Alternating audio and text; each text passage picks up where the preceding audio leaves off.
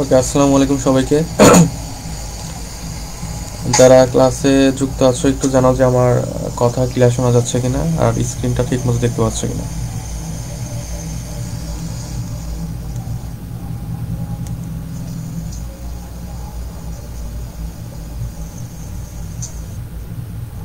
যুক্ত আছো একটু জানাও যে আমার কথা ক্লিয়ার শোনা যাচ্ছে কিনা আর স্ক্রিনটা ঠিক মতো। আশা করি আজকে সাউন্ড ঠিক থাকার কথা। হ্যাঁ, লাস্ট ক্লাসে আমাদের সাউন্ড একটু প্রবলেম ছিল। আশা করি আজকে কোনো প্রবলেম হবে না।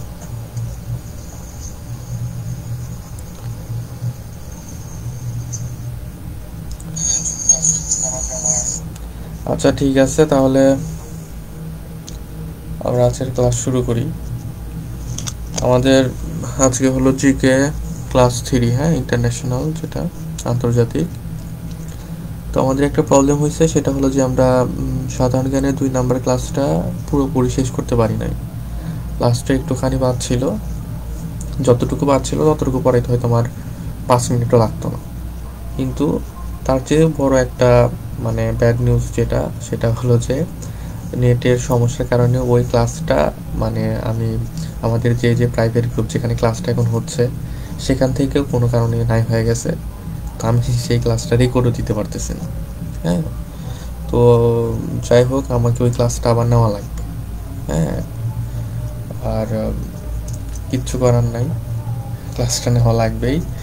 তো আমি ভাবছি যে ওইটা আজকে না, আজকে আমরা 3 নাম্বার ক্লাসটা করবো, নতুন একটা ক্লাস। আর গত লাস্ট যে ক্লাসটা মানে আমি যেটা কথা বলতেছি মানে 2 নাম্বার ক্লাসটা যেটা আমাদের মানে নাই হয়ে গেছে কোনো একটা কারণে, ওই ক্লাসটা আমরা পরে আর একটা ক্লাসের সাথে কম্বাইনলি নিয়ে নিব। হ্যাঁ, ধরো আমি যদি 4 নাম্বার ক্লাসটা আন্তর্জাতিক জিকের 4 নাম্বার ক্লাসটা নিচ্ছি, 4 নাম্বার ক্লাসটা নেওয়ার পরে তার লাস্টে আমি মনে করো যে আবার ওইটা একটু রিভিউ করে দিব, হ্যাঁ, প্রথম থেকে শেষ পর্যন্ত। আচ্ছা, ঠিক আছে, যাই হোক, সবাইকে সবাইকে ক্লাসে ওয়েলকাম। আজকে আমাদের 2024 সালের লাস্ট ক্লাস, তাই না? নেক্সট দিন থেকে আমরা আসলে 25 সালে চলে যাব ইনশাল্লাহ। ওকে, তো চলো আমরা শুরু করি। আজকে আমাদের টপিক যেটা আছে সেটা হলো যে আঞ্চলিক বিভিন্ন সংগঠন। ঠিক আছে, বিভিন্ন আঞ্চলিক সংগঠন আসলে খুবই সহজ একটা টপিক, কিন্তু খুবই বোরিং লাগে সবার কাছে, লাগাটাই স্বাভাবিক, কারণ এখানে বিভিন্ন ধরনের সংগঠনের নাম আর কি। ওই আসলে আমি এই আন্তর্জাতিক ঘাটাঘাটি করতে যেটা দেখলাম সেটা হলো যে ম্যাক্সিমাম কঠিন পড়া বা ঝামেলাযুক্ত পড়া হলো তোমার এই সংগঠনগুলো। হ্যাঁ, তাছাড়া নর্মালি বৃহত্তম ক্ষুদ্রতম এইগুলো 1 দিন 2 দিন 1 দিন পড়লেই না, দেখবা যে 1 দিনে পড়ে ফেলতে পারতেছ। কিন্তু এই যে বিভিন্ন সংগঠন, তারপর সংস্থা, হ্যাঁ, এগুলো একটু ঝামেলা দিবে তোমাদের। এগুলোর সদর দপ্তর, সদস্য সংখ্যা, এগুলো মনে রাখা একটু টাফ।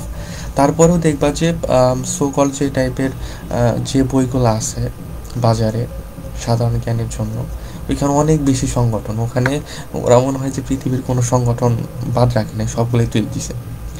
আর আমি ওখান থেকে একটু বেছে বেছে মানে যেগুলো থেকে বেশিরভাগ টাইমে বিসিএস বা অন্যান্য ভর্তি পরীক্ষা, চাকরি পরীক্ষাতে প্রশ্ন আসছে, আমি একটু ঘাটাঘাটি করে আমি অনেক মানে কমাই নিয়ে আসছি আর কি। হ্যাঁ, তো আশা করতেছি ইনশাল্লাহ এর ভিতর থেকে সর্বোচ্চ কমন আসবে। আচ্ছা, ঠিক আছে, চলো আমরা তাহলে পড়া শুরু করি। আমরা যেটা প্রথম পড়বো সেটা হলো যে ইউরোপীয় ইউনিয়ন, যেটাকে সংক্ষেপে বলা হয় ইইউ। কি বলা হয় ভাইয়া? ইইউ। হ্যাঁ, তো দেখো এখানে বলছে যে ইউরোপীয় দেশসমূহের সর্ববৃহৎ অর্থনৈতিক জোট। কি জোট? অর্থনৈতিক জোট। এভাবে কিন্তু প্রশ্ন আসতে পারে তোমাদের যে ইউরোপীয় দেশসমূহের সর্ববৃহৎ অর্থনৈতিক জোটের নাম কি? সর্ববৃহৎ অর্থনৈতিক জোটের নাম কি? সেটার নাম কি হবে? ইউরোপীয় ইউনিয়ন। ঠিক আছে, কিন্তু খুব ইম্পর্টেন্ট। হ্যাঁ, ইউরোপীয় ইউনিয়ন আসলে খুব মানে নাম করে একটা, আমি জানি না তোমার নাম শুনছো কিনা। হ্যাঁ, ওকে, ইউ এর পূর্ণরূপ ইউরোপিয়ান ইউনিয়ন। হ্যাঁ, এটা একটু মনে রেখো। তারপর দেখ বলছে ইউরোপীয় ইউনিয়ন প্রতিষ্ঠিত হয় কবে? এটা হলো 1 নভেম্বর 1993 সালে। ডেটটা মনে রাখা লাগবে। হ্যাঁ, ইউরোপীয় ইউনিয়ন তোমার প্রতিষ্ঠা হয় কবে? 1 নভেম্বর 1993 সাল। আচ্ছা, আমি একটা কথা বলছি, সেটা হলো যে কিছু কিছু সংগঠন বা সংস্থা আছে যেখানে সব কিছু পড়া লাগে না, শুধুমাত্র তোমার কোনো কিছু না পড়লেও শুধুমাত্র কি বলে যে সদর দপ্তরটা কোথায় সেটা পড়া লাগে। হ্যাঁ, মানে পড়লেই হয় আর কি। কিন্তু কিছু কিছু সংগঠন বা সংস্থা আছে যেগুলার কোনোটাই বাদ দেওয়া যায় না, মানে খুব ইম্পর্টেন্ট। যেমন তার ভিতরে এটা হলো একটা ইউরোপীয় ইউনিয়ন, এখানে যা যা আছে সবগুলো পড়া লাগবে, খুব ইম্পর্টেন্ট একটা সংগঠন, মানে এখান থেকে যে কোনো টাইপের প্রশ্ন আসতে পারে, তো এটা স্কিপ করা যাবে না কোনোভাবে। হ্যাঁ, এটা 3 স্টার একটা মনে করো যে টপিক। তারপরে আসছে হলো শার্ক, আমরা আজকে যদি শার্কটা পড়বো, তাই না, শার্ক আমরা পড়বো আজকে। ওকে, তো ওই শার্কটাও কিন্তু মনে করো যে একটা 3 স্টার টপিক বলা যায়। ওকে, দেখো কি বলতেছে এখানে যে ইউরোপীয় ইউনিয়ন, দেখো ইউরোপিয়ান ইউনিয়ন প্রতিষ্ঠাকালীন সদস্য কয়টা ছিল? 15টা। তার মানে যখন ইউরোপিয়ান ইউনিয়ন প্রতিষ্ঠা হয় তখন এর সদস্য কতটা ছিল ভাইয়া? 15টি। হ্যাঁ, এখন বর্তমান ইউরোপিয়ান ইউনিয়নের সদস্য সংখ্যা কয়টি ভাইয়া? 28টি। ওকে, তারপর দেখো বলছে ইউরোপিয়ান ইউনিয়নের সর্বশেষ সদস্য কোনটি? সর্বশেষ সদস্য হলো ক্রোয়েশিয়া। ঠিক আছে, কত তারিখ হয় এটা লেস ইম্পর্টেন্ট, এটা মনে না রাখলেও দেশটার নাম মনে রাখা লাগবে, সেটা কি? ক্রোয়েশিয়া। ঠিক আছে, ক্রোয়েশিয়া। ইউরোপিয়ান ইউনিয়নের সর্বশেষ সদস্য কোন দেশ কোনটা? ক্রোয়েশিয়া। আর ইউরোপিয়ান ইউনিয়নের বর্তমান সদস্য দেশ কয়টা? 28টি। ইউরোপিয়ান ইউনিয়নের প্রতিষ্ঠাকালীন সদস্য দেশ কয়টা ছিল? 15টি। ঠিক আছে, মানে ডবল হইতে আর 2টা দেশ বাদ আছে। ওকে, তারপরে নিচে আসো, দেখো কি বলছে এখানে, ইউরোপিয়ান ইউনিয়নের সদর দপ্তর কোথায়? এটা সবচেয়ে ইম্পর্টেন্ট, আমরা জানি যে সদর দপ্তর যে কোনো সংগঠনের সবচেয়ে ইম্পর্টেন্ট। এটা কোথায় ভাই? ব্রাসেলস। কোথায় ভাই? ব্রাসেলস কোথায়? বেলজিয়ামে। হ্যাঁ, ব্রাসেলস কোথায়? বেলজিয়ামে। তো আমাদের 2টা নামই মনে রাখা লাগবে, ব্রাসেলসও মনে রাখা লাগবে, বেলজিয়ামও মনে রাখা লাগবে, কারণ তোমার অপশনে ব্রাসেলসও থাকতে পারে, বেলজিয়ামও থাকতে পারে। ঠিক আছে, যদিও ব্রাসেলস আর আসার সম্ভাবনা সবচেয়ে বেশি। ওকে, তারপরে দেখো বলছে যে ইউরোপিয়ান ইউনিয়নের একক মুদ্রার নাম কি? এটা খুব ইম্পর্টেন্ট, ইউরো। এবং ইভেন এই ইউরো নিয়ে আমাদের একটা আলাদা টপিক আছে, আমরা এরপরেই পড়বো। ঠিক আছে, ইউরো মুদ্রা নিয়ে, যেমন ডলার মুদ্রা আছে, আমাদের মুদ্রার নাম কি? টাকা। ঠিক সেমভাবে ইউরো মুদ্রা কিন্তু খুব বিখ্যাত পৃথিবীতে, তো ইউরো আমাদের পড়া লাগবে। আর তারপর এখানে কি বলছে যে ইউরো মুদ্রা চালু আছে কয়টি দেশে? 19টি দেশে। এটা খুব ইম্পর্টেন্ট। হ্যাঁ, এটা কিন্তু খুবই ইম্পর্টেন্ট, এটা খুবই ইম্পর্টেন্ট। ইউরো মুদ্রা চালু আছে কয়টি দেশে? এটা হলো 19টি দেশে। তারপর দেখো বলছে যে ইউরো মুদ্রা চালকৃত সর্বশেষ দেশ কোন? সেটা হলো লিথুয়ানিয়া। কি ভাই? লিথুয়ানিয়া। এটাও কিন্তু ইম্পর্টেন্ট, মানে এখানে আমরা যতগুলা পড়তেছি সবগুলো ম্যাক্সিমাম ইম্পর্টেন্ট। ঠিক আছে, তাহলে আমরা আবার যদি একটু রিকল করি যে ইউরোপিয়ান ইউনিয়নের একক মুদ্রার নাম কি, মানে ইউরোপিয়ান ইউনিয়নের যতগুলো দেশ আছে, মোট দেশ কয়টা বর্তমানে? 28টি। 28টি দেশে একক মুদ্রার নাম কি? কোন গুলা চালু আছে? ইউরো। ঠিক আছে, কোন মুদ্রা চালু আছে? ইউরো। এবং সবগুলাতেই যে আসলে ইউরোপের সদস্য হওয়ার কারণে যে সবগুলা রাষ্ট্রে ইউরো চালু থাকবে, মানে ইউরোপিয়ান দেশ হওয়ার পরেও কিছু কিছু দেশ আছে যেখানে আসলে কি মুদ্রা হিসাবে ইউরো ব্যবহার করা হয় না, অন্য কোন মুদ্রা ব্যবহার করে সেটা আমরা দেখবো। হ্যাঁ, ওকে, তাহলে ইউরো মুদ্রা চালু আছে কয়টি দেশে ভাইয়া? 19টি দেশে। তারপরে দেখো বলছে যে ইউরো মুদ্রা চালকৃত সর্বশেষ দেশ কোনটা? লিথুয়ানিয়া। ঠিক আছে, আমার সাথে সাথে একটু বলবা ক্লাস করার টাইমে, রাত হয়ে গেছে আমি জানি, শব্দ করে না পড়লেও মনে মনে পড়বা, চোখ বন্ধ করে পড়া ট্রাই করবা। হ্যাঁ, ভাইয়ের সাথে পড়া ট্রাই করবা, তাহলে দেখবা যে ক্লাসের ভিতরে পড়া হয়ে গেছে। ওকে, তারপরে দেখো এখানে কি বলছে যে ইউরো কেন্দ্রীয় ব্যাংকের সদর দপ্তর কোথায়? কেন্দ্রীয় ব্যাংকের সদর দপ্তর কোথায়? এটা কিন্তু ইউরো কেন্দ্রীয় ব্যাংকের কথা বলছে। এটা কি হবে ভাই? দেখো জার্মানির ফ্রাঙ্কফুর্টে। কি হবে ভাইয়া? জার্মানির ফ্রাঙ্কফুর্টে। ইউরো কেন্দ্রীয় ব্যাংকের সদর দপ্তর কোথায়? জার্মানির ফ্রাঙ্কফুর্টে। ইউরো কেন্দ্রীয় ব্যাংকের সদর দপ্তর কোথায়? জার্মানির ফ্রাঙ্কফুর্টে। ঠিক আছে, ওকে, তারপর দেখো বলছে ইউরোপের বাইরে সর্বপ্রথম ইউরো মুদ্রা লেনদেন হয় কোথায়? সেটা হলো ভারতে, 4 জানুয়ারি 1999 সালে। এটা লেস ইম্পর্টেন্ট। ঠিক আছে, তারপরে যদি চাও মনে রাখতে পারো, প্রশ্ন যদি একটু হার্ড করার ট্রাই করে তাহলে এই প্রশ্ন দিতে পারে, তাছাড়া এই প্রশ্ন আসলে খুবই কম। তারপর দেখো বলছে যে বাংলাদেশে প্রথম ইউরো মুদ্রা লেনদেন হয় কবে? এটাও 4 জানুয়ারি 1999 সালে। দেখো একই ডেট। তো এটা কিন্তু ইম্পর্টেন্ট, এটা কিন্তু লেস ইম্পর্টেন্ট না। বাংলাদেশে প্রথম ইউরো মুদ্রা লেনদেন হয় কবে? এটা কিন্তু ইম্পর্টেন্ট। ঠিক আছে, তো এটা যেহেতু ইম্পর্টেন্ট, এখন দেখো এটা তোমাদের পড়া লাগবে। এটা ডেট কবে?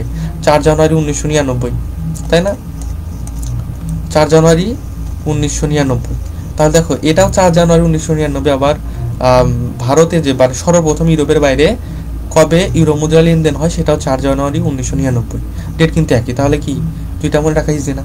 ওকে, তারপরে দেখো এখানে বলছে যে বাংলাদেশে যে ইউরো মুদ্রা লেনদেন হয়, এই লেনদেনটা আসলে কাদের মধ্যে হয়েছিল? হ্যাঁ, দেখো এটা এখানে বলছে যে স্ট্যান্ডার্ড চার্টার্ড ব্যাংক এবং এবি ব্যাংক, এই 2টা ব্যাংকের মাঝখানে কি হয়েছিল? ইউরো মুদ্রা লেনদেন হয়েছিল। ক্লিয়ার? ওকে, তারপর দেখো আমরা আবার একটু রিকল করি এখানে কি কি বললাম আমরা, যে ইউরোপীয় দেশসমূহের মধ্যে সর্ববৃহৎ অর্থনৈতিক জোট। অর্থনৈতিক কথাটা এভাবে মনে রাখতে পারো, দেখো আমরা যখন ইউরোপিয়ান ইউনিয়ন পড়তেছি এর সাথে কিন্তু ইউরোটা পড়তেছি। ইউরো একটা টাকা না বা মুদ্রার নাম, তো যেহেতু টাকা বা মুদ্রার নাম, মুদ্রা মানে কি একটা অর্থনৈতিক ব্যাপার স্যাপার, এর জন্যই ইউরোপিয়ান ইউনিয়ন একটা কিসের নাম? অর্থনৈতিক জোটের নাম। ঠিক আছে, আমরা কিন্তু অনেকগুলা পড়বো, খেলাধুলার একটা জোট আছে, তারপর ধর্মীয় জোট আছে। তো এটা কিন্তু মনে রাখা লাগবে, এভাবে প্রশ্ন আসতে পারে যে ইউরোপীয় দেশসমূহের মধ্যে সর্ববৃহৎ অর্থনৈতিক জোটের নাম কি, সেটা হলো ইউরোপীয় ইউনিয়ন। ঠিক আছে, ইউরোপিয়ান ইউনিয়ন। তারপর দেখো এটা কত সালে প্রতিষ্ঠিত, 1993 সালের 1 নভেম্বর। ইউরোপীয় ইউনিয়নের প্রতিষ্ঠাকালীন সদস্য দেশ কয়টি? 15টি। এখন সদস্য কয়টা? 28টি। সর্বশেষ দেশ কোনটা? ক্রোয়েশিয়া। ঠিক আছে, সর্বশেষ ইউরোপিয়ান ইউনিয়ন কোনটা, ইউরোপিয়ান ইউনিয়নের সদস্য দেশ কোনটা? ক্রোয়েশিয়া। তারপর দেখো বলছে ইউরোপিয়ান ইউনিয়নের সদর দপ্তর কোথায়? ব্রাসেলস। কোথায় ভাই? ব্রাসেলস। কোথায় ব্রাসেলস কোথায় থাকে, বা ব্রাসেলস কোন দেশের? সেটা হলো বেলজিয়ামে। ঠিক আছে। তারপর দেখো বলছে যে ইউরোপিয়ান ইউনিয়নের মুদ্রার নাম কি? ইউরো। ইউরো মুদ্রা চালু আছে কয়টি দেশে? 19টি দেশে। ঠিক আছে, তাহলে ইউরো মুদ্রা চালুকৃত সর্বশেষ দেশ কোনটা? লিথুয়ানিয়া। সর্বশেষ দেশ কোনটা? লিথুয়ানিয়া। তারপরে দেখো বলছে ইউরো কেন্দ্রীয় ব্যাংকের সদর দপ্তর কোথায়? জার্মানির ফ্রাঙ্কফুর্টে। ঠিক আছে, বাংলাদেশ এবং ইউরোর মধ্যে বাংলাদেশে প্রথম ইউরো মুদ্রা লেনদেন হয় কবে? 4 জানুয়ারি 1999 সাল। ঠিক আছে, এখন এক কাজ করো, হ্যাঁ, যারা ক্লাস করতেছো চোখটা বন্ধ করো, আমি কয়েকটা প্রশ্ন ধরি। ঠিক আছে, তোমরা মনে মনে উত্তর দেওয়া ট্রাই করো, যদি ভুল আমার সাথে মিলাই নিবা। হ্যাঁ, তাহলে বলো তো ভাইয়া যে ইউরোপিয়ান ইউনিয়ন প্রতিষ্ঠা কত সালে? এটা হবে 1993 সাল। এবং ইউরোপিয়ান ইউনিয়ন প্রতিষ্ঠাকালীন দেশ ছিল কয়টি? সদস্য দেশ ছিল কয়টি? 15টি। বর্তমান সদস্য দেশ কয়টি? 28টি, তাই না? এবং ইউরো মুদ্রা চালু আছে কয়টি দেশে বর্তমানে? 19টি দেশে। ঠিক আছে, ওকে। তারপর ইউরোপিয়ান ইউনিয়নের সদর দপ্তর কোথায়? এটা হলো ব্রাসেলসে। ব্রাসেলস কোথায় ভাইয়া?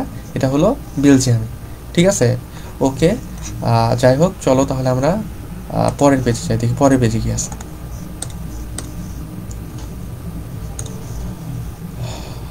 ওকে, আচ্ছা দেখো এখানে একটা ইম্পর্টেন্ট ইনফরমেশন আছে, সেটা হলো দেখো ইউরোপিয়ান ইউনিয়ন ভুক্ত একমাত্র এশীয় দেশ। ঠিক আছে, একমাত্র এশীয় দেশ কোনটা? সাইপ্রাস। আমি এইটা যখন শুনছি দেশের নাম, ঠিক আছে, আমি কিন্তু আসলে, তোমরা অনেকে হয়তো শুনে থাকতে পারে দেশের নাম, আমি দেশের নাম এরকম শুনি নাই। হ্যাঁ, যাই হোক, সামহাও আমি কখনো শুনি নাই এই দেশের নামটা, কিন্তু এই ইনফরমেশনটা খুবই ইম্পর্টেন্ট। হ্যাঁ, কারণ এশিয়ার একটা দেশ সাইপ্রাস, এই সাইপ্রাসটা এটা কিন্তু ইউরোপের অন্তর্ভুক্ত না, তারপরেও কি এটা ইউরোপিয়ান ইউনিয়নের অন্তর্ভুক্ত, মানে ইউরোপীয় দেশ না হওয়ার ফলেও পরেও এটা কি ইউরোপিয়ান ইউনিয়নের অন্তর্ভুক্ত হয়ে গেছে। হ্যাঁ, ওকে। তারপর দেখো বলছে ইউরোপীয় ইউনিয়ন শান্তিতে নোবেল পুরস্কার পায় কবে? 2012 সালে। এটা কিন্তু খুব ইম্পর্টেন্ট, এটা খুব ইম্পর্টেন্ট। তো আমরা ইউরোপীয় ইউনিয়ন নিয়ে যতগুলো প্রশ্ন ছিল বা ইনফরমেশন ছিল ইম্পর্টেন্ট, আমরা সবগুলো পড়ে ফেলছি। ঠিক আছে, এখন আসো আমরা পড়বো হলো ইউরো মুদ্রা। কি পড়বো ভাইয়া? ইউরো মুদ্রা। খুব ইম্পর্টেন্ট, মাত্র আমরা পড়ে আসলাম না ইউরোপিয়ান ইউনিয়নের যে মুদ্রাটা ওখানে চলে আর কি, ইউজ করা হয়, সেটা হলো কি ইউরো মুদ্রা। তো এখানে বলছে দেখো ইউরোপীয় ইউনিয়নভুক্ত দেশসমূহের একক মুদ্রার নাম কি? সেটা হলো ইউরো। আমরা এটা অলরেডি পড়ে আসছি। এখন দেখো বলছে ইউরো মুদ্রা জনককে, এটা ইম্পর্টেন্ট, এটা কিন্তু খুবই ইম্পর্টেন্ট। হ্যাঁ, যে ইউরো মুদ্রা জনককে, সেটা হলো রবার্ট মুন্ডেল। রবার্ট মুন্ডেল। ঠিক আছে, রবার্ট মুন্ডেল। মনে রাখবো মন্ডল ভাই আমাদের, কি ভাই? মন্ডল ভাই আমাদের, একজন মন্ডল ভাই আছে। সে মন্ডল ভাই কি ইউজ করে? সে টাকা পয়সা ইউজ করে না, সে ইউজ করে ইউরো। ঠিক আছে, ওকে। দেখবা যে তোমাদের ভেতরে কোনো ফ্রেন্ড থাকতে পারে এমন, যারা মজা করে কি বলে, যে মজা করে এই টাইপের কথা বলে না, যে আমি কি আর টাকা উড়াই নাকি, আমি এখন ডলার উঠাই। হ্যাঁ, আমার কাছে ডলার আছে, এখন ডলার উড়াই। তো এরকম আমাদের একটা মন্ডল ভাই আছে, সে মন্ডল ভাই কি করতো? ইউরো উড়াইতো। হ্যাঁ, এই জন্য রবার্ট মুন্ডেল কি করছে? ইউরো আবিষ্কার করছিল, বা ইউরোর জনক আর কি। হ্যাঁ, ওকে। তারপর দেখো বলছে ইউরো মুদ্রা চালু হয় কবে? 1 জানুয়ারি 1999 সাল। 1 জানুয়ারি 1999 সালে ইউরো মুদ্রা চালু হয়, এটা কিন্তু ইম্পর্টেন্ট, মনে রাখা লাগবে। তারপর দেখো বলছে ইউরোপীয় ইউনিয়নভুক্ত যে সকল দেশগুলো ইউরো মুদ্রা চালু করেনি। ঠিক আছে, দেখো আমরা আগের পেজে কি পড়ছি, যে মোট ইউরোপিয়ান ইউনিয়নের সদস্য 28টি। ঠিক আছে, কিন্তু 28টি, কিন্তু মুদ্রা চালু আছে কয়টি দেশে? 19টি দেশে। ঠিক আছে, তার মানে আরও কয়টি দেশ? আরও 9টি দেশে, 9টি দেশে তো হয়, তাই না? 28 আর 19, হ্যাঁ 9টি দেশ। আর 9টি দেশে কি হয় না? ইউরো মুদ্রা চালু হয় না। 9টি দেশ কি? দেখো ডেনমার্ক, যুক্তরাজ্য, সুইডেন। ঠিক আছে, 1টা 2টা 3টা 4টা 5 6 7 8 9, 9টা দেশ আছে। হ্যাঁ, তারপরে চেক প্রজাতন্ত্র, হাঙ্গেরি, পোল্যান্ড, বুলগেরিয়া, রোমানিয়া, তারপর হলো কি ক্রোয়েশিয়া। ঠিক আছে, তারপর দেখো বলছে ইউরোপীয় ইউনিয়ন বহির্ভূত ইউরোপের যে দেশগুলো ইউরো মুদ্রা চালু আছে, তার মানে দেখো যে ইউরোপীয় ইউনিয়ন হয়েছে, এই যে 9টা দেশ আমরা দেখলাম, এই 9টা দেশ কিন্তু ইউরোপীয় ইউনিয়ন অন্তর্ভুক্ত, তারপরে ওরা কি করে না? ইউরো মুদ্রা ইউজ করে না। কিন্তু এই যে এখানে কয়েকটা দেশ আছে, যেমন অ্যান্ডেরো, ঠিক আছে, মোনাকো, তারপর কি স্যান ম্যারিনো, কসোভো, তারপর ম্যান্টিনিগ্রো, ঠিক আছে, তারপর ভাটিকান, এই যে দেশগুলা, এই দেশগুলা কিন্তু ইউরোপের অন্তর্ভুক্ত না, তারপরে এইসব দেশে কী চলে, মুদ্রা হিসাবে ইউরো ব্যবহার করা হয়। ঠিক আছে, তো এই দুইটাই ইম্পর্টেন্ট।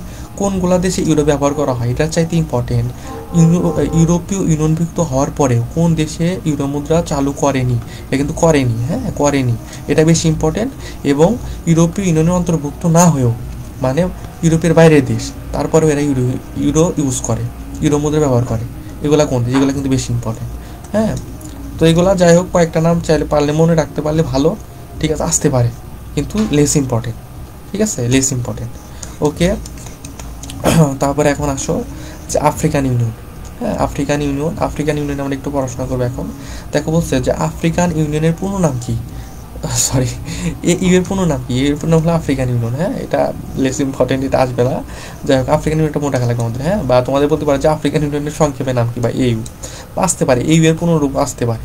হ্যাঁ, এগুলো কিন্তু আসে, কিন্তু কম আসে। হ্যাঁ, ওকে, তারপরে দেখো বলছে যে আফ্রিকান ঐক্য সংস্থা প্রতিষ্ঠা হয় কবে। আফ্রিকা ইউনিয়নকে আসলে আফ্রিকান ঐক্য সংস্থা বলা হয়। যাই হোক, তো এটা এখানে এই কারণে দিছি, কারণ তোমাদের আফ্রিকান ইউনিয়ন না বলে প্রশ্ন আফ্রিকান ঐক্য সংস্থা বলতে পারে। ঠিক আছে, তো আফ্রিকান ঐক্য সংস্থা এটা মানে কি, এটা মানে কিন্তু AU, ঠিক আছে, বা আফ্রিকান ইউনিয়ন।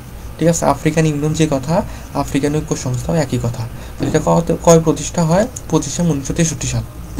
এটা সদর দপ্তর কোথায়, এটা সদর দপ্তর জানা লাগবে, এটা হলো আদ্দিস আবাবা। কোথায়, আদ্দিস আবাবা। এখন দেখো এটা কিন্তু মনে রাখা ইজি, আফ্রিকানের প্রথমে আছে A, তাই না, প্রথমে আছে A আফ্রিকা, দেখো আদ্দিসের প্রথমে, আবাবার প্রথমে, তাহলে A ত্রিপুলে, ঠিক আছে, ত্রিপুলে, এখানেও A, এখানেও A, এখানেও A, তিনটা A, ঠিক আছে, তিনটা A, তাহলে আফ্রিকান ইউনিয়নের সদর দপ্তর কোথায়, আদ্দিস আবাবা। আফ্রিকান ইউনিয়নের সদর দপ্তর কোথায়, আদ্দিস আবাবা। আমার সাথে সাথে বলবা আফ্রিকান ইউনিয়নের সদর দপ্তর কোথায়, আদ্দিস আবাবা। ঠিক আছে, তারপরে এখন আসো দেখো যে প্রতিষ্ঠাকালীন সময়ে আফ্রিকান ঐক্য সংস্থার সদস্য সংখ্যা ছিল কয়টি। হ্যাঁ, তার মানে যখন আফ্রিকান ইউনিয়ন প্রতিষ্ঠা করা হয়, দেখো যে আফ্রিকান ঐক্য সংস্থা মানে আফ্রিকান ইউনিয়ন যখন প্রতিষ্ঠা করা হয়, সেই প্রতিষ্ঠার সময় এটার সদস্য কয়টা ছিল, 32টা, অনেকগুলো সদস্য ছিল, তাই না। তারপরে দেখো এখানে বলছে যে আফ্রিকান ইউনিয়ন বর্তমান সদস্য কয়টা, এটা হলো 55টি, এটা মনে রাখা লাগবে আমাদের। তারপর বলছে দেখো যে আফ্রিকান ইউনিয়নের সর্বোচ্চ সদস্য কোনটি, সেটা হলো দক্ষিণ সুদান। কত সালে এটা হয়, 2014 সালে সদস্য হয়। ঠিক আছে, তো ডেটটা মনে না রাখলেও তোমার সর্বশেষ সদস্যটা মনে রাখো, এটা কে, দক্ষিণ সুদান। ঠিক আছে, আফ্রিকান ইউনিয়নের সর্বোচ্চ সদস্যের নাম কি, দক্ষিণ সুদান। ঠিক আছে, ওকে, তারপরে নিচে আসি আরব লীগ। দেখো আরব লীগ প্রতিষ্ঠা হয় কবে, দেখো আরব লীগ, এটা কিন্তু ইংরেজিতে আসতে পারে লিগ অফ আরব স্টেটস। হ্যাঁ, এটা কিন্তু এভাবে আসতে পারে, লিগ অফ আরব স্টেটস। ওকে, তাহলে আরব লীগ যা করবে এখন আমরা দেখো যে আরব লীগ প্রতিষ্ঠা হয় কবে বা গঠিত হয় কবে, ছিল 1945 সালের 22 মার্চ। হ্যাঁ, এবং আরব লীগের প্রতিষ্ঠাকালীন সদস্য ছিল কয়টি, 7টি।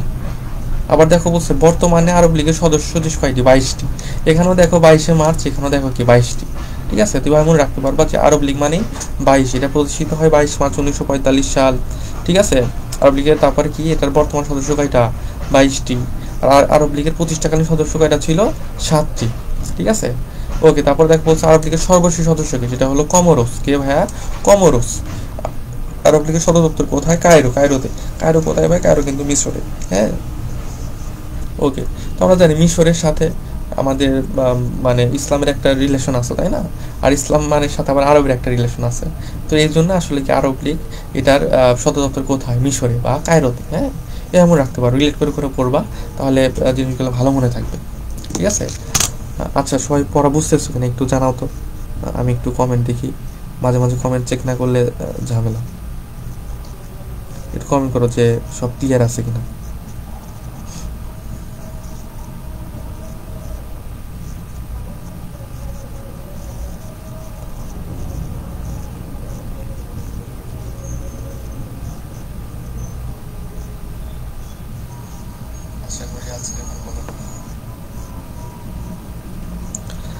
আচ্ছা ঠিক আছে, ওকে, চলো তাহলে আমরা নেক্সট টপিকে যাই। হ্যাঁ, আচ্ছা ঠিক আছে, ওকে চলো নেক্সট টপিকটা হলো শার্ক। হ্যাঁ, শার্ক একটু বড়, শার্ক পড়ার আগে আমরা আগের পড়াটুকু আবার একটু রিভাইজ করে আসি, তাহলে আবার পড়া আসবে মনে হবে। হ্যাঁ, দেখো আমরা ইউরো মুদ্রা যে পড়লাম, ইউরো মুদ্রা জনককে বলতো আমাদের মন্ডল ভাই, তাই না, তার মানে কি রবার্ট মুন্ডেল ছিল। মুদ্রা চালু হয় কবে 1999 সালে। তারপর ইউরোপিয়ান ইউনিয়ন শান্তিতে হয় কত সালে 2012 সালে। আর ইউরোপিয়ান ইউনিয়নভুক্ত একমাত্র এশীয় দেশ কোনটা সেটা হলো সাইপ্রাস। কোন দেশ ভাইয়া? সাইপ্রাস। হ্যাঁ ওকে, তারপরে দেখো এখানে কি বললাম আমরা, আফ্রিকান ইউনিয়ন। আফ্রিকান ইউনিয়নের সদর দপ্তর কোথায়? আদ্দিস আবাবা। তিনটা এ পড়লাম, এ আফ্রিকান ইউনিয়ন, আদ্দিস আবাবা। ঠিক আছে, এবং আফ্রিকান ইউনিয়নের বর্তমান সদস্য কয়টি? 55টি। আফ্রিকান ইউনিয়নের সর্বোচ্চ সদস্যকে দক্ষিণ সুদান। আরব লীগ পড়লাম, আরব লীগ গঠিত হয় কবে? 22 মার্চ 1945। এটাও 22। বর্তমান সদস্য কয়টা? 22টি। এবং আরব লীগের সর্বোচ্চ সদস্যকে কমোরিস। ঠিক আছে, কমোরোস। আর আরব লীগের সদর দপ্তর কোথায়? কায়রো। আরব লীগের সদর দপ্তর কোথায়? কায়রো, মিশরে। হ্যাঁ ওকে, তারপরে আসি আমরা এখন শার্ক পড়বো। ঠিক আছে, শার্ক।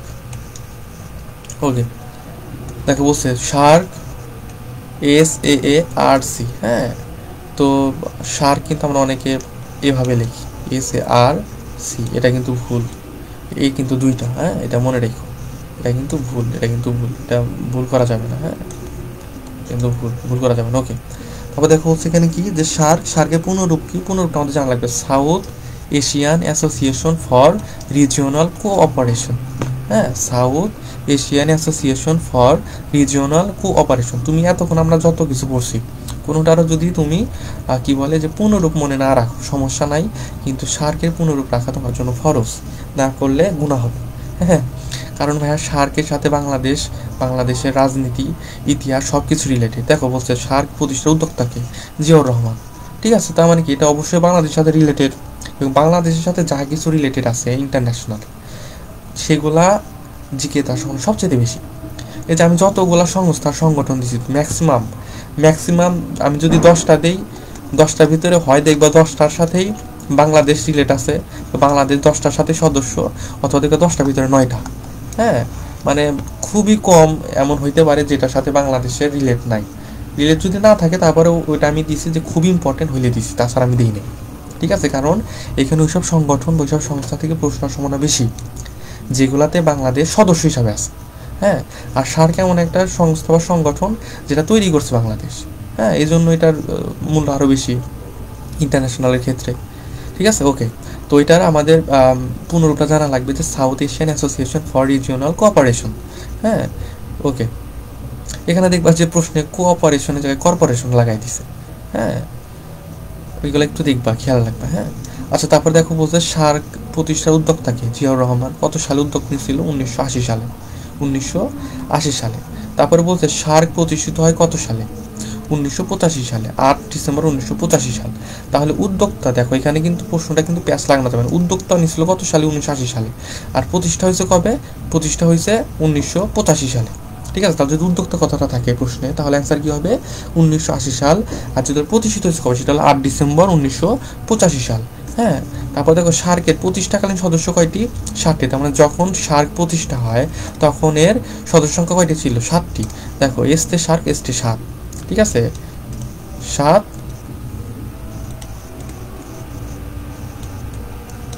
আচ্ছা তারা ভালো করে লিখে দিই,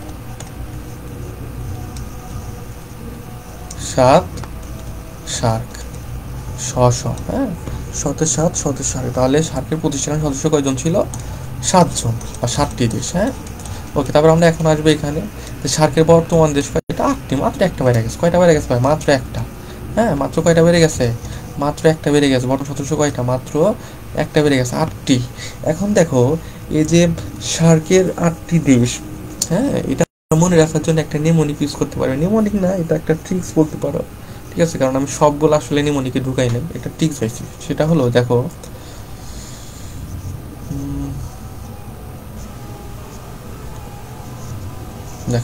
তোমরা মনে রাখবা শার্ক মানে ভুসরি। শার্ক মানে ভুসরি। ঠিক আছে, এখন শার্ক মানে ভুসরি কেন বললাম? দেখো শার্কের বর্তমান সদস্য কয়টা? 8টি। এখন এই 8টা যে সদস্য আছে তার ভিতরে দেখো বাংলাদেশ, ভারত, পাকিস্তান আর আফগানিস্তান, এই যে 4টা দেশ আছে, 4টা কি তোমাদের মনে রাখা লাগবে বা মুখস্থ করা লাগবে? বাংলাদেশ, পাকিস্তান 2টা ভাই, ঠিক আছে, যমজ ভাই ছিল, মাঝখানে ভারত আইসা কি করছে, যমজ ভাইকে আলাদা করে দিচ্ছে, 3টা দেশ মনে রাখা হয়ে গেল। আর পাকিস্তানের আর একটা মনে করো চাচাতো ভাই আছে, তার নাম হলো আফগানিস্তান। এই 4টা দেশ আমরা অলরেডি ঘাটাঘাটি করি সারাদিন, এই 4টা দেশ কিন্তু মুখস্থ করার কিছু না, আলাদা হবে, মনে রাখারও কিছু নেই। বাংলাদেশ, ভারত, পাকিস্তান, আফগানিস্তান, শেষ। এখন ঝামেলা লাগবে হলো তোমার এই 4টা দেশে। এই 4টা দেশ মনে রাখার জন্য তুমি কি মনে রাখবে, যে শার্ক মানে ভূশ্রী, শার্ক মানে মা মানে কি, মা মানে হলো মালদ্বীপ, মা মানে কি, মা মানে হলো মালদ্বীপ, মালদ্বীপ।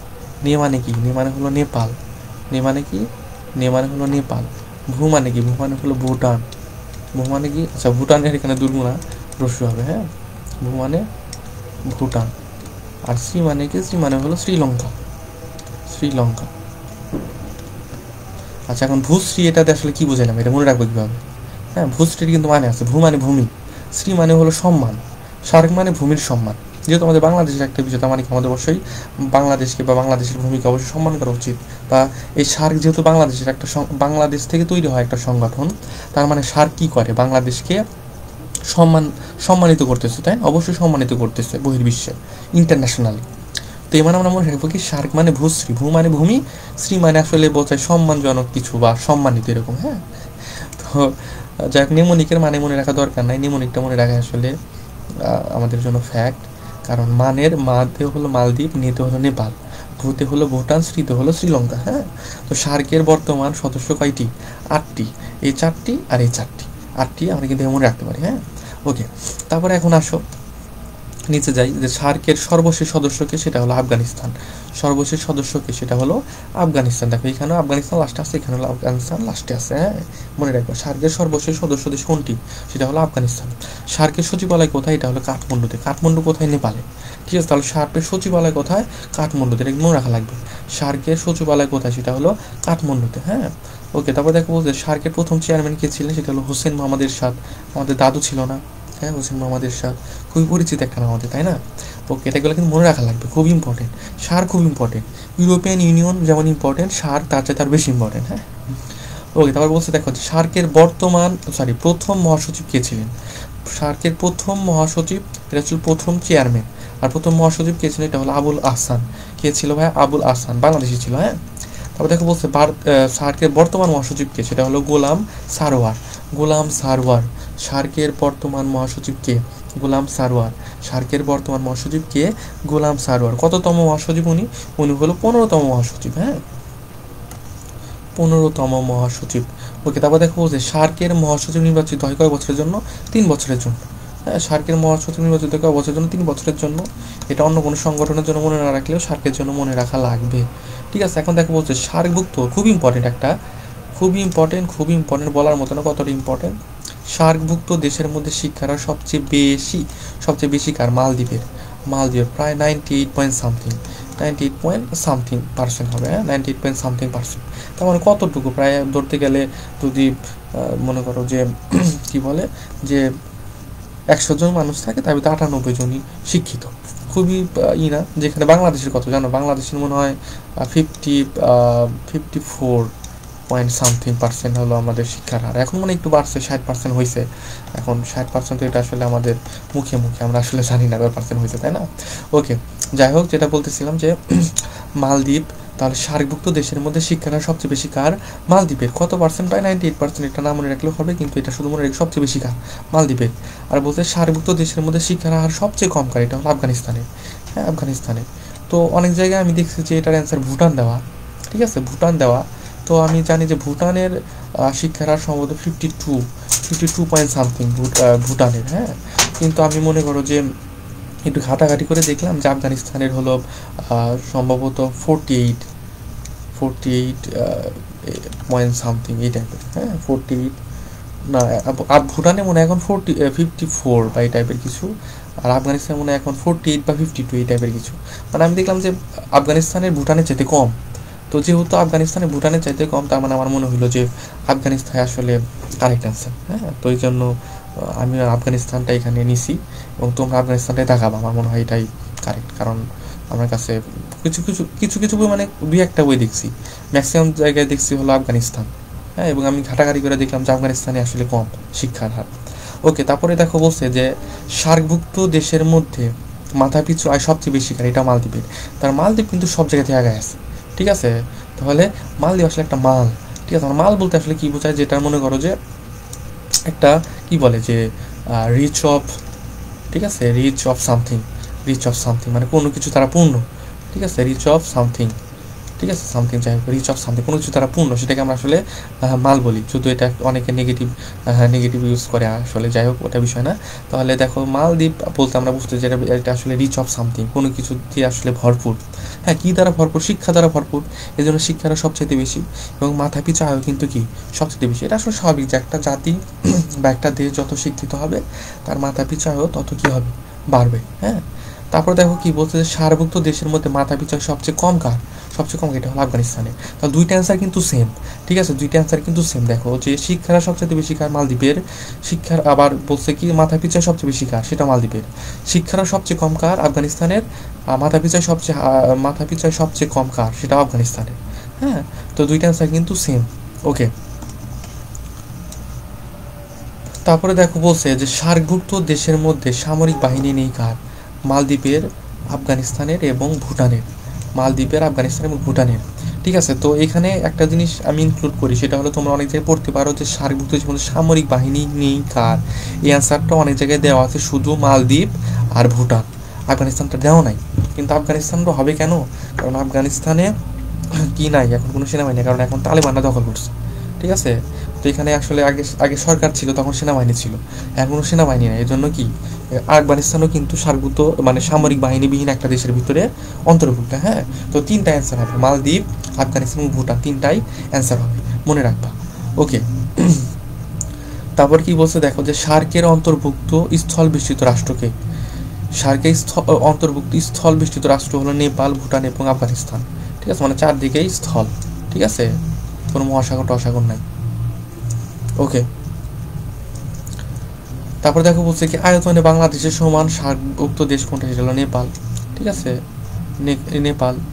ওকে, তাহলে আয়তনে বাংলাদেশের সমান সার্কভুক্ত দেশ কোনটি, নেপাল, এটা মনে রেখো। ওকে, তারপর দেখো বলতে সার্ক বিশ্ববিদ্যালয় অবস্থিত কোথায়, নয়াদিল্লিতে, ভারতে, ঠিক আছে, নিউ দিল্লি। এটা কিন্তু ইম্পর্টেন্ট যে সার্ক বিশ্ববিদ্যালয় কোথায়, সার্ক ইউনিভার্সিটি কোথায়, এটা হলো নয়াদিল্লি, ভারতে। তারপর দেখো কি বলছে যে প্রথম সার্ক অ্যাওয়ার্ড 2004 পান কে, এটা পান হলো মরহুম রাষ্ট্রপতি জিয়াউর রহমান। কারণ জিয়াউর রহমান তো মারা গেছে সে কবে, 2004 সালে মরণোত্তর পাইছে। হ্যাঁ, মরণোত্তর মানে কি, মরণোত্তর মানে মরার পরে যেটা পাওয়া হয়। হ্যাঁ, তোমরা বলতে পারবা যে মরণোত্তর 21 পদক পাইছিল কে, সরি 21 পদক না, এটা প্রশ্নটা হলো যে মরণোত্তর, মরণোত্তর 21 পদক পাইছিল, 21 পদকই তো মেবি, হ্যাঁ 21 পদক পাইছিল কোন ভাষা শৈলী। হ্যাঁ, তোমরা একটু কমেন্ট করে জানাও তো অ্যান্সারটা, যে মরণোত্তর 21 পদক পাইছিল কোন ভাষা শৈলী। হ্যাঁ, দেখি কেউ জানো নি, এটা একটা ট্রিকি কোয়েশ্চেন করছি। হ্যাঁ, ওকে, যে পারবে মানে সে আসলেই পারবে, যে পারবে না তো পারবে না। ওকে, দেখো এখানে তারপর কি বলছে যে সার্কভুক্ত দেশগুলোর মধ্যে সবচেয়ে পরে স্বাধীনতা লাভ করে সেটা হলো বাংলাদেশ, ঠিক আছে। আমরা পাইছিলাম কত, 1971 সালে। অন্যান্য যতগুলো দেশ আছে, হ্যাঁ, উপরে যে কোনো অন্যান্য যতগুলো দেশ পড়ছি, এই সবগুলো দেশ 1971 সালের আগে স্বাধীন হয়েছে। হ্যাঁ, ওকে, এরপর আসো আসিয়ান, খুব ইম্পর্টেন্ট, আসিয়ান পড়বো আমরা। হ্যাঁ, আসিয়ানের পূর্ণরূপ হলো association of south east Asian nation, association of south east Asian nation, খুব ইম্পর্টেন্ট পূর্ণরূপটা, এটাও কিন্তু মনে রাখবে, এটার পূর্ণরূপটা মনে রাখা লাগবে, কারণ এটা এশিয়ার ভিতরে, এশিয়ার সাথে রিলেটেড। হ্যাঁ, তারপর দেখো বলছে আসিয়ান প্রতিষ্ঠা কত সালে, এটা হলো 8 আগস্ট 1967 সাল। আসিয়ানের প্রাথমিক সদস্য বা প্রথমে সদস্য ছিল কয়টি, 10টি। আসিয়ানের বর্তমান সদস্য কয়টি, প্রথম সদস্য ছিল 5টি, বর্তমান সদস্য কয়টি, 10টি। হ্যাঁ, মানে ডাবল হয়ে গেছে আর কি। তারপর কি বলছে দেখো যে তোমরা এমন রাখতে পারো যে 1 2 3 4 5, আসিয়ানের সংখ্যা আছে কয়টা, 5টি। এই জন্য প্রথমে সদস্য ছিল 5টি এবং পরবর্তীতে কি ডবল হয়ে গেছে, 10টি হয়ে গেছে। হ্যাঁ, এমন রাখতে পারো। ওকে, তারপর দেখো বলছে যে আসিয়ানের সর্বশেষ সদস্য সেটা হলো কম্বোডিয়া, কত সালে হয়, 30 এপ্রিল 1999 সালে। ওকে, তারপরে দেখো বলছে যে আসিয়ানের সদর দপ্তর কোথায়, এটা জাকার্তা। কোথায় ভাইয়া, জাকার্তা। আসিয়ানের বর্তমান মহাসচিবের নাম কি, লিম জোক হই, ঠিক আছে, লিম জোক হই। লিম যোগ হই, খুবই ইম্পর্টেন্ট নাম। লিম যোগ হই, কোনো কোনো জায়গায় দেখি হুই লেখা আছে, হ্যাঁ হই হুই যাই হোক মনে রাখো, নামের একটি স্পেলিং চেঞ্জ থাকতে পারে কিন্তু নামটা কিন্তু এক। কারণ কি বলে যে নাউনের আসলে কোনো ভুল নাই, হ্যাঁ হই যে কথা হুইও সেই কথা। ওকে, তারপর দেখো এশিয়ান+3 নামে একটা সংগঠন আছে। এশিয়ান+3 কি নাম ভাইয়া? এশিয়ান+3 নামে একটা সংগঠন আছে। এই সংগঠনটা দ্বারা আসলে কি বোঝায়?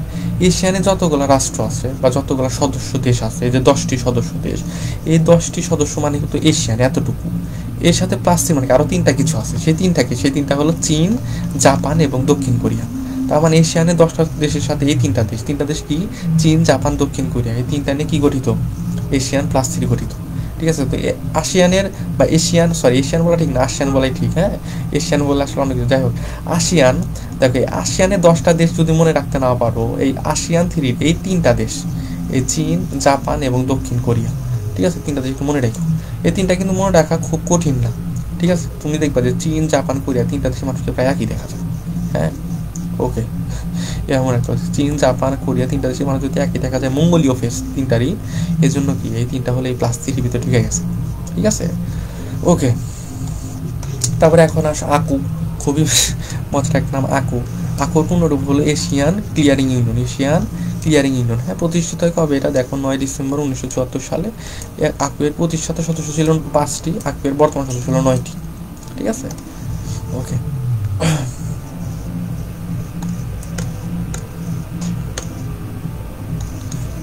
তারপরে এখানে আসো, দেখো কি বলছে যে বাংলাদেশে আকুয়ের সদস্যপদ লাভ করে কবে? 1976 সালে। এটা কিন্তু ইম্পর্টেন্ট, যে বললাম বাংলাদেশ রিলেটেড যত ইন্টারন্যাশনাল ইনফরমেশন আছে সব ইম্পর্টেন্ট। আকুয়ের সদর দপ্তর কোথায়? Tehran, Iran. তেহরান, ইরান, হ্যাঁ আকুয়ের সদর দপ্তর কোথায়? Tehran, Iran. তাহলে এটা কিন্তু খুব ইম্পর্টেন্ট, যেটা বললাম যে বাংলাদেশ আকুয়ের সদস্যপদ লাভ করে কবে? 1976 সালে। তারপরে এখন আসো D8। দেখো এখানে 8 আছে না, তার মানে সদস্য সংখ্যা কয়টা হবে? 8টি হবে। এখানে নামের ভিতরে 8 আছে, সদস্য সংখ্যা কয়টা হবে? 8টি হবে, যেখানে দেখো সদস্য সংখ্যা 8টি, ঠিক আছে ওকে। ডি মানে বোঝাচ্ছিল ডেভেলপিং, ডি মানে কি? ডেভেলপিং এইড, হ্যাঁ প্রতিষ্ঠা করবে 1997 সালে, 15 জুন 1997 সালে। D8 জোটের প্রস্তাবককে, প্রস্তাবকটা এটা লেস ইম্পর্টেন্ট, সবচাইতে লেস ইম্পর্টেন্ট এটা, তারপরে মনে রাখো আসতে পারে যদি প্রশ্ন কঠিন করে তাহলে আসবে, হ্যাঁ। D8 জোটের প্রস্তাবককে তুরস্কের সাবেক প্রধানমন্ত্রী মাসুদ আস্তামাত, হ্যাঁ ওকে। তারপর দেখো বলছে D8 এর প্রথম সম্মেলন অনুষ্ঠিত হয় কবে? 1997 সালে তুরস্কে, ঠিক আছে। আমি জিনিসটা আসলে এজন্য দিছি, দেখো যে এখানেও তুরস্ক, জোটের যে প্রস্তাবক এখানেও তুরস্ক, আবার দেখো এটার যে সদর দপ্তর ইস্তানবুল, এটাও তুরস্ক, ঠিক আছে। এই জন্য এই 3টা ইনফরমেশন আমি দিছি। 3টা কেন? দেখো সদর দপ্তর ইস্তানবুল, এটা তো তোমার পড়ায় লাগবে, এটা কিন্তু না পড়ে উপায় নেই, এটা তোমার পড়ায় লাগবে, রাখলেও পড়তে হবে। সবগুলোর ভিতরে কোনোটাও যদি না পড়ো তোমার এটা পড়তে হবে। এখন আমি দেখলাম যে এখানে তুরস্ক যদি তুমি পড়তেছো, ইস্তানবুল তুরস্ক 2টা পড়তেছো, তাহলে এটা রিলেটেড আরও 2টি ইনফরমেশন, এই জন্য এই 2টো ঢুকাই দিছি, যদিও এই 2টা লেস ইম্পর্টেন্ট, প্রথম সম্মেলন এবং প্রস্তাব। তারপর আমি ঢুকাই দিছি কারণ এখানে তুরস্ক আছে, কথাটা যদি পারো মনে রাখো, না মনে রাখলে সমস্যা নাই, ঠিক আছে। প্রশ্ন কঠিন করলে আসবে, না করলে আসার সম্ভাবনা খুবই কম। তারপর দেখো এখানে বলছে যে বর্তমান মহাসচিবকে জাফর কে শেরি, হ্যাঁ এটা খুব ইম্পর্টেন্ট, মনে রাখো। এবং সবচাইতে ইম্পর্টেন্ট যেটা, দেখো আমি একটু নীল কালার দিয়ে মার্ক করে দিই, একটা বক্স করে দিই, হ্যাঁ একটা বক্স করে দিই, তোমাদের সুন্দর করে পড়তে সুবিধা হবে। এটা কিন্তু খুব ইম্পর্টেন্ট, ঠিক আছে,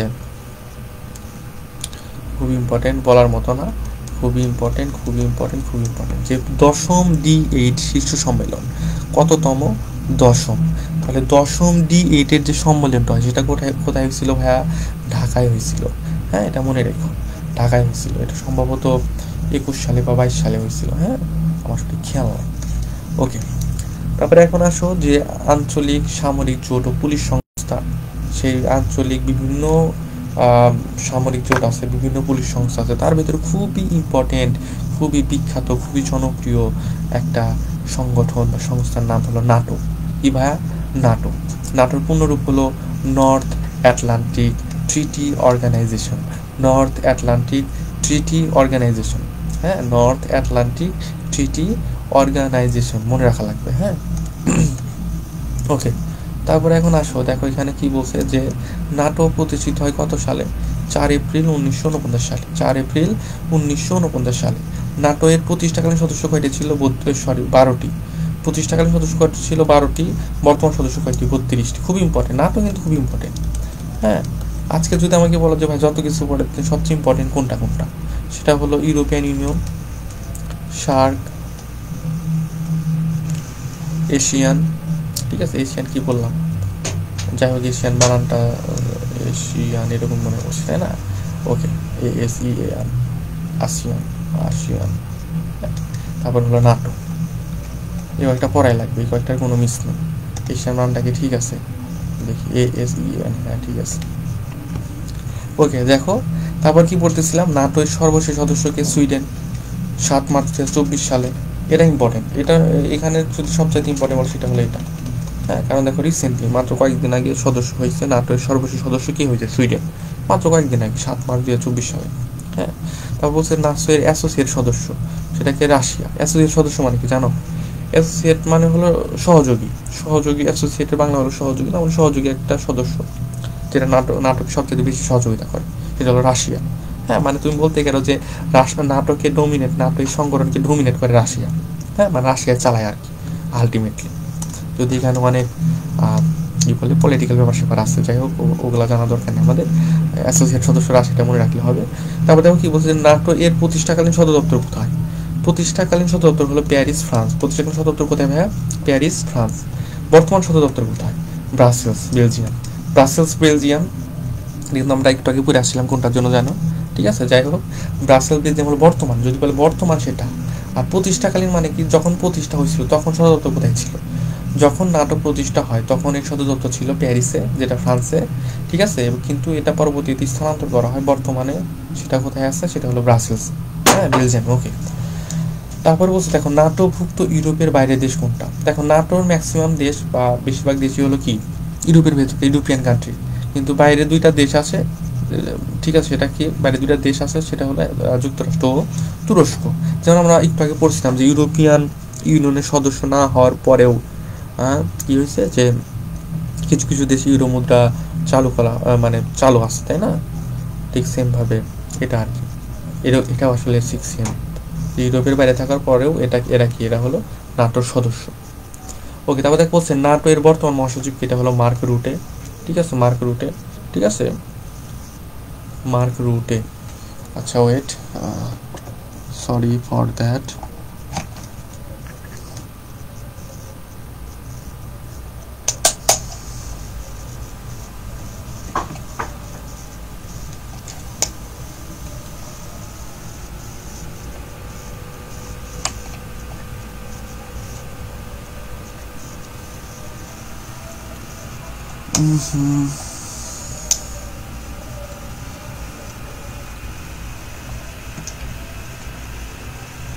আচ্ছা ঠিক আছে, সরি, আমি আবারও সরি।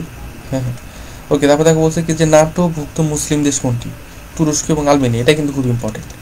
হ্যাঁ, নাটোভুক্ত মুসলিম দেশ খুব ইম্পর্টেন্ট, তুরস্ক এবং আলবেনিয়া। হ্যাঁ, ওকে। আচ্ছা, তোমাদের এখন একটা প্রশ্ন করি, আমরা এতক্ষণ যা যা বললাম দেখি কার মনে আছে, বলো তো যে এশিয়ান দেশ হিসাবে ইউরোপিয়ান ইউনিয়নের সদস্য কোন দেশ? নাম কি বলো তো? যে এশিয়ান দেশ, তারপরে ইউরোপিয়ান ইউনিয়নের সদস্য, এই দেশটার নাম কি বলো দেখি, কার কার মনে আছে কমেন্ট করে জানাও।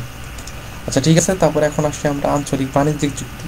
বাণিজ্যিক চুক্তি, ঠিক আছে, যেটা প্রথমে সেটা হলো সাফটা। কি ভাইয়া? সাফটা, ঠিক আছে, সাপটা। ওকে, সাপটা তো আমরা অনেকে ঝাড়ু দিই, তাই না? এটা ওই সাপটা না। যাই হোক, এই সাপটা কোন সাপটা দেখো বলছে South Asian free trade area. হ্যাঁ, South Asian free trade area, South Asian free trade area. ওকে, মনে রাখা লাগবে পূর্ণরূপটা, সাপটার পূর্ণরূপটা ইম্পর্টেন্ট। সাপটা চুক্তি স্বাক্ষরিত হয় কবে? 6 জানুয়ারি 2004 সালে। 6 জানুয়ারি 2004 সালে, ঠিক আছে। ওকে, সাপটা কার্যকর হয় 1 জুলাই 2006 সালে। 1 জুলাই 2006 সালে। সাপটার সদস্য দেশগুলো কি কি? বাংলাদেশ, পাকিস্তান, আফগানিস্তান, মালদ্বীপ, শ্রীলঙ্কা, ভুটান, ভারত, নেপাল। বলো তো এই যে যতগুলো দেশ আছে এখানে কয়টা দেশে? 1 2 3 4 5 6 7 8, এই 8টা দেশের সাথে কোন 8টা দেশের মিল আছে বলো তো? বলো। দেখো, সেই জানা পড়ছিলাম শার্কের 8টা দেশ। হ্যাঁ, শার্ক মানেই কি বলছিলাম, শার্ক মানে ভুসরি। হ্যাঁ, এখানেও সেইভাবে করবা যে সাপটা মানে ভুসরি। হ্যাঁ, সাপটা মানে ভুসরি, ভুসরি। তাহলে শার্ক আর সাপটা দুইটারই কি অ্যান্সার হবে?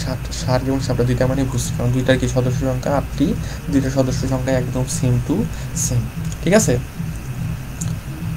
ওকে। এরপরে আসছে আমাদের বিশেষ প্রশ্ন অ্যানালাইসিস। আমরা এখন বিগত বছরে কিছু বিশেষ প্রশ্ন সলভ করব। তো বলো যে যতটুকু পড়ালাম এর ভিতরে কারো কোনো প্রবলেম আছে কিনা, কারো কোনো প্রশ্ন আছে কিনা। যদি প্রশ্ন না থাকে, যদি সব ক্লিয়ার থাকে তাহলে একটু কমেন্ট করে জানাবো বা সব ক্লিয়ার। তাহলে আমরা সব যদি ক্লিয়ার থাকে তাহলে আমরা বিশেষ প্রশ্ন সলভ করা শুরু করব। একটু কমেন্ট করে জানাও।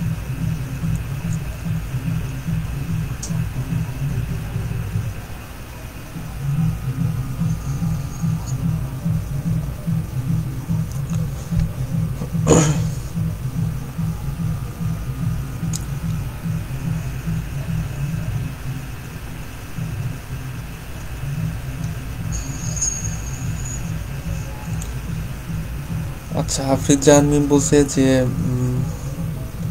ভাইয়া ইংলিশ ক্লাস কবে শুরু করবেন? হ্যাঁ, ইংলিশ শুরু করব।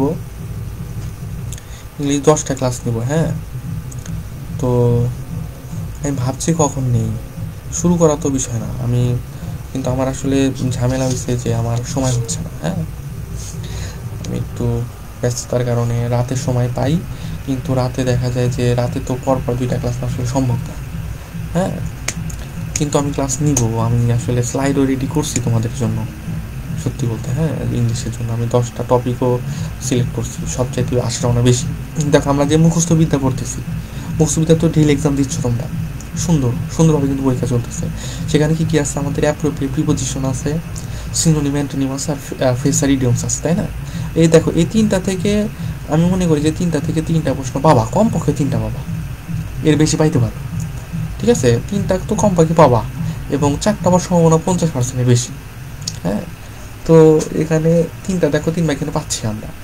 আর মনে করো যে বাদ বাকি আমি যে 10টা টপিক সিলেক্ট করছি, মোটামুটি 10টা থেকে 10টা আসার সম্ভাবনা আছে। তো 10টা যদি আসে তাও মোটামুটি মনে করো যে 10-13 মার্কের মতো চলে আসবে। ঠিক আছে, 15-এর ভেতরে। যাই হোক, এখন দোয়া করো যাতে সময় পাই। নেওয়ার চিন্তা ভাবনা আছে, আমি নিতে আগ্রহী, কিন্তু আসলে দুর্ভাগ্যবশত সময় পাচ্ছি না আর কি। হ্যাঁ, কিন্তু আমার ইচ্ছা আছে আমি নিব। এখন দেখি যদি সময় বের করতে পারি, নিব।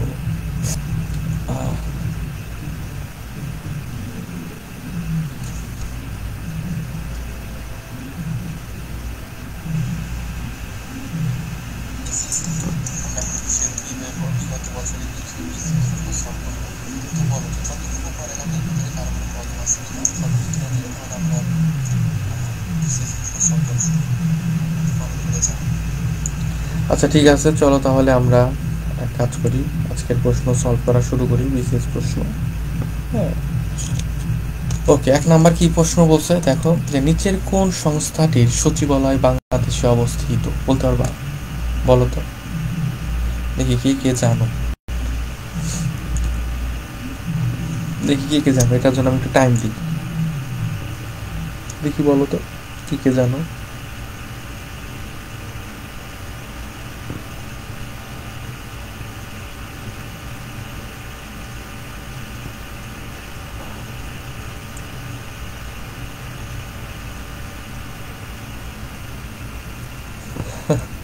যাই হোক, অনেকে শার্ক বলছে, শার্কই তো বলছে মনে কয়েকজন দেখলাম। যাই হোক, হ্যাঁ, আফরিদ জাহান মিম বলছে হলো বিমস্টেক। হ্যাঁ, বিমস্টেক ঠিক আছে, এ হয় আমাদের অ্যান্সার। হ্যাঁ, বিমস্টেক। আচ্ছা, বিমস্টেকের পূর্ণরূপ কি জানো? বিমস্টেক বলো বা BIMSTEC বলো, পূর্ণরূপ হলো বে of Bengal initiative for multi sectoral technical and economic cooperation. অনেক বড় নাম, ঠিক আছে। যদি মুখস্থ রাখতে পারো, এটা মুখস্থ রাখার দরকার নেই, আমি বলবো যে এটা পুরোটা মুখস্থ রাখো না, এত বড় অপশন দিবে না। মেডিকেলের যে প্রশ্ন একটা পেজের ভিতরে 100টা, মানে একটা পেজের ভিতরে পেজের ভিতরে আসলে 100টা প্রশ্ন আটান্ন লাগে, তো এত বড় অপশন এটা আসলে দিবে না, দেওয়ার সম্ভাবনা খুব কম। তারপরে যদি তোমার ইচ্ছা থাকে তুমি এটা মুখস্থ রাখতে পারো, ঠিক আছে, সমস্যা নাই। ওকে, তারপরে দেখো বলছে 2 নম্বর প্রশ্ন কি বলছে, সার্কের সদর দপ্তর কোথায়? এটা কি হবে ভাই? এটা হবে কাঠমান্ডু। ঠিক আছে, কাঠমান্ডু কোথায় ভাই বলো তো? এটা আমি একটু করে আসছি। ঠিক আছে, তারপর দেখো বলছে কি যে আরব লীগ প্রতিষ্ঠা হয় কবে? এটা কিন্তু আসলে 36তম BCS। হ্যাঁ, তাহলে আরব লীগ প্রতিষ্ঠা হয় কবে? এটা হবে 1945 সাল। আমি একটু করে আসছি। তারপর দেখো কি বলছে 4 নাম্বারে কি বলছে যে IAEA এর সদর দপ্তর কোথায়? সদর দপ্তর হচ্ছে এটা কোথায় বলো তো? 4 নাম্বার, এটা আমরা যদিও পড়ি নাই, তারপর আমাদের এটা জানা লাগবে। এটা হলো ভিয়েনাতে। কোথায় ভাইয়া? ভিয়েনাতে। ঠিক আছে, এইগুলোর ভিতরে যদি কোনোটা পূর্ণরূপ জানার ইচ্ছা থাকে আমাকে বলে দিব। হ্যাঁ, তারপর দেখো কি বলছে যে উইপো এর সদর দপ্তর কোথায়? উইপো এর সদর দপ্তর হলো জেনেভাতে। কোথায় ভাইয়া? জেনেভাতে। ঠিক আছে, আমরা আগের দিন কিন্তু একটা শর্টকাট শিখছিলাম যে কোনো কি বলে সংগঠনের প্রথম অক্ষর যদি ডাব্লিউ হয় এবং শেষ অক্ষর যদি ও হয়, ঠিক আছে, তাহলে তার সদর দপ্তর কোথায় হয়? জেনেভাতে হয়। যেমন আমরা পড়ছিলাম হু, ঠিক আছে, WHO, হুতে পড়ছিলাম। ঠিক আছে, ওকে। তারপর দেখো বলছে ইউরো। ইউরো কোন মহাদেশের মুদ্রা? এটা কি হবে? ইউরো হবে, অবশ্যই ইউরো হবে, তা হবে না? ওকে। তারপরে 7 নম্বর কি বলছে ভাই দেখো, যে ইউরোপীয় ইউনিয়নের সদর দপ্তর কোথায় বলো তো? এটা 7 নম্বর বলো সবাই, যে ইউরোপীয় ইউনিয়নের সদর দপ্তর কোথায়? এটা হবে কোথায়? ব্রাসেলস। আমি কিন্তু অলরেডি পড়ে আসছি। তারপর বলছি ইউরো মুদ্রা কখন চালু হয়? এটা কিন্তু আমরা অলরেডি পড়ে আসছি, তাই না? এটা হবে 1999 সালের 1 জানুয়ারি। আরব লীগের প্রতিষ্ঠা সদস্য দেশ নয়। ঠিক আছে, এটা একটু পড়ো যদি পারো, ঠিক আছে, না পারলেও সমস্যা নাই। ওকে, দেখো আরব লীগের কি বলছে যে আরব লীগের প্রতিষ্ঠাতা সদস্য দেশ নয় বলে, এটা হলো মিশর, ইয়েমেন, লেবানন, সংযুক্ত আরব আমিরাত হবে। ঠিক আছে, এটা কিন্তু আসার সম্ভাবনা আছে এবং ভুল করার সম্ভাবনা আছে। আমি এটা একটি স্টার্ট দিই। এখন বলি কেন ভুল করার সম্ভাবনা আছে। ঠিক আছে, দেখো যেখানে আরব লীগের প্রতিষ্ঠার কথা বলছে এবং দেখো এখানে অপশনে কিন্তু সংযুক্ত আরব আমিরাত যে আছে, হ্যাঁ, সংযুক্ত আরব আমিরাতের কিন্তু এখানে আরব কথাটা আছে। এখন দেখো যে এখানেও আরব, এখানে আরব, তোমার কিন্তু তুমি যদি এটার অ্যান্সার না জানো, তোমার কিন্তু ইন্টেনশনই থাকবে যে নাম্বার দাগাবা, দাগাবা না, স্কিপ করবা। কেন স্কিপ করবা? কারণ তুমি একে দেখতেছো এখানেও আরব, এখানেও, তার মানে নিশ্চয় আরব লীগ প্রতিষ্ঠা করার সময় আরব আমিরাতকে রাখছিল হয়তো, তাই না? তুমি 3 দাবিতে একটা দাগাই দিয়ে আসবা, কিন্তু না, অ্যান্সার কিন্তু এটাই হবে। হ্যাঁ, এটাই ছিল না। তো মনে রাখবা আরব হইলেও কি, আরবকে গ্রহণ করে না। হ্যাঁ, ওকে। তারপর কি বলছে দেখো, যে organization of African unity, OAU, যেটা কত সালে প্রতিষ্ঠিত হয়? এটা লেস ইম্পর্টেন্ট, মনে রাখার দরকার নাই। ঠিক আছে, তারপরেও অ্যান্সার কত? 1963 সাল হবে, কিন্তু মনে রাখার দরকার নেই, স্কিপ করতে হবে এটা। তারপর কি বলছে দেখো, যে পারস্য উপসাগরের আঞ্চলিক জোটের নাম কি? পারস্য উপসাগরের আঞ্চলিক জোটের নাম হলো, এটা হবে তোমার GCC। ঠিক আছে, জিসিসি হলো পারস্য উপসাগরের আঞ্চলিক জোটের নাম। তারপর দেখো বলছে কি উপসাগরীয় সহযোগিতা পরিষদ, GCC। হ্যাঁ, GCC যেটা মাত্রই পড়লাম, সদস্য সংখ্যা কত? এই সদস্য সংখ্যা হলো 6 জন। ঠিক আছে, ওকে। সিতে 6, হ্যাঁ, C = 6, সিতে 6 এখন রাখতে পারো।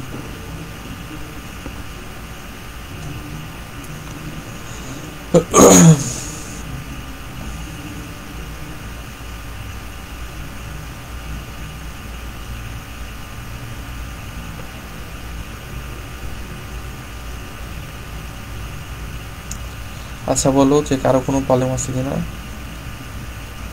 কারো কোনো প্রবলেম থাকলে কমেন্টে জানাও।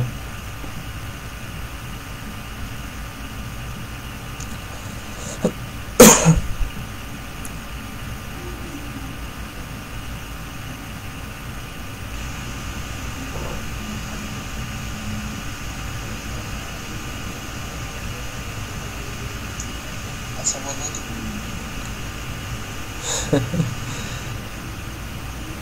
আচ্ছা, ঠিক আছে, আমি ট্রাই করব। হ্যাঁ, আমি ইনশাল্লাহ দেখি কি করা যায়। ইংলিশ, আসলে ইংলিশ ক্লাস নেওয়া দরকার। আমি তোমাদের এর আগে একজন ভাই তোমাদের ক্লাস নিল, লাইভ ক্লাসে নিল এর আগে বেশ কয়েকদিন। তো আমি তোমাদের প্রথমে বললাম যে কেমন লাগতেছে, তোমরা অনেকে রেসপন্স নেয়, আবার অনেকে দেখলাম ক্লাস করতেছো, অনেক বললো ভালো। ঠিক আছে, তো যাই হোক, তারপর আমি ভাবছিলাম যে আমি নিজে ক্লাস নিব তোমাদের। হ্যাঁ, আমি মনে করছি যে আমি আসলে আরও ইফেক্টিভলি তোমাদের ক্লাস নিতে পারবো। আচ্ছা ঠিক আছে, কারো কোনো প্রবলেম নাই, সবাই সলভ করো, ইনশাল্লাহ এটার উপর আগামীকাল এক্সাম হবে, সবাই এক্সাম দিবা, অবশ্যই দিবা এক্সাম। হ্যাঁ, আর আজকে কিন্তু আজকে তো মুখস্থ টপিকের দিয়ে দিছি, তাই না? মুখস্থ টপিকের এক্সাম তো লিঙ্ক দিয়ে দিছি। আর যেটা লাস্ট ফাইট এক্সাম ব্যাচের যেটা ছিল অধ্যায়ভিত্তিক এক্সাম, হ্যাঁ, ওইটাও কিন্তু আমি একটু পরে লিঙ্ক দিয়ে দিব। হ্যাঁ, আর সবাই পরীক্ষা দিবা। আচ্ছা ঠিক আছে, সবাই ভালো থাকো, সুস্থ থাকো, আমার জন্য একটু দোয়া করো। আসসালামু আলাইকুম সবাইকে, আল্লাহ হাফিজ।